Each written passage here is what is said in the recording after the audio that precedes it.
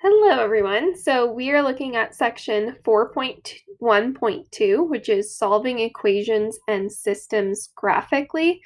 So remember in the last section, we just looked at strategies for solving equations. And in this one, we're going to kind of more focus on graphing. So we're actually going to start with 15 and we'll do it together. So for problem 15, it says in problem 4-1, you use a graph to solve an equation. So that was the one with the parabola, and we were trying to solve it in a couple different ways.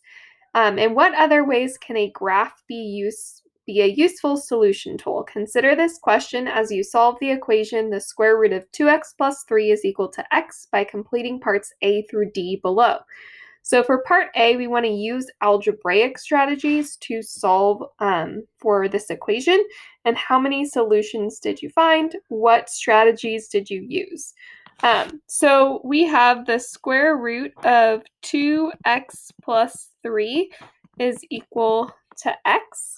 As far as solving this, so obviously there's different ways, but I'm going to square both sides. So then this would become 2x plus 3 equals x squared. And then I'm going to move everything onto one side. So then this would become x squared minus 2x minus 3 equals 0. And then now I can solve this by factoring this quadratic. So it'd be x minus 3, x plus 1 is equal to 0. So x equals 3 and x equals -1. So technically, we solved this using the undoing method because that was the first step that we did. How do I undo the square root? We square both sides. Okay, so now going to part B. So part B says, in thinking about the square root of 2x plus 3 equals x, Miranda wrote down y equals the square root of 2x plus 3 and y equals x. How many solutions does y equals the square root of 2x plus 3 have? And how many solutions does y equals x? So keep in mind, it's not set equal to a number, it's just equal to y. So because of that, and just like we practiced on the first section, 4.1.1, they both have infinite solutions because there's infinite ordered pairs that make that equation true. So once again, that is different than if we were to set it equal to 0 or set it equal to -2 or 4. It's just setting equal to y. So they both have infinite solutions separately like that. Okay, looking at part C, Miranda said, I'll graph both functions to check the solutions from part A. How will graphing help her find the solution? So what we would want to do is obviously graph both equations separately, and you are going to look at the x values of the points of intersection. So keep in mind that it's only the x values that we are concerned about. We're not trying to solve a system of equations. We're just solving the equation. So it would only be the x values. And then for part D, it says Miranda looked at the graph on her graphing calculator and said, I think something is wrong. What happened? Graph the system on your graphing calculator and find the intersection of the functions. How many solutions does this equation have? So let's go ahead and look at this on a graphing calculator. So here we have Desmos. We have the square root function graphed in red and the linear function graphed in blue. And it looks like there's only one intersection at 3, 3, which means that there's actually only one solution. So we will go ahead and write this down. So the graph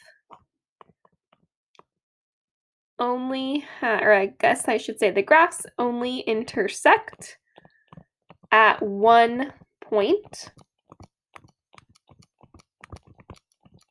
So there is only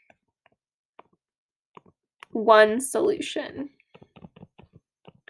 Okay, so we know that x equals 3 is a solution, but x equals -1 is not a solution. Okay, So that's going to kind of feed you into problem 16. So I'm going to just kind of briefly discuss the rest of the classwork, which you'll be doing on your own. But 16 talks about when a result from an equation solving process does not make the original equation true, it is called an extraneous solution. It is not a solution of the equation, even though it is a result when solving algebraically. So a great example of this is last chapter when we were looking at rational functions. We would state our excluded values. I know there was the example of this in the study guide. So let's say x can't equal 7, but then you end up solving it and getting 7. Then that would be an extraneous solution, okay? So in this case, we solved and we got -1, but it's actually not a solution. So -1 would be considered an extraneous solution, okay? So you will kind of prove that algebraically for 16. And then 17, they're going to say graphically, why is this an extraneous solution? And then for 18, you're going to be looking at quadratics and just different ways to solve them. So we have a quadratic equation equal to a quadratic. And then for number 19, you're looking at a linear equation and an exponential equation. And in this case, we actually only have the algebraic knowledge to solve it graphically. And then lastly, 20, we're looking at a parabola and a rational function. They already have it graphed for us, so we're just going to talk about the solutions to that. So that should give you a great start to this section. So again, it's 4.1.2. You will be working on 15 through 20, but we've already done 15 together.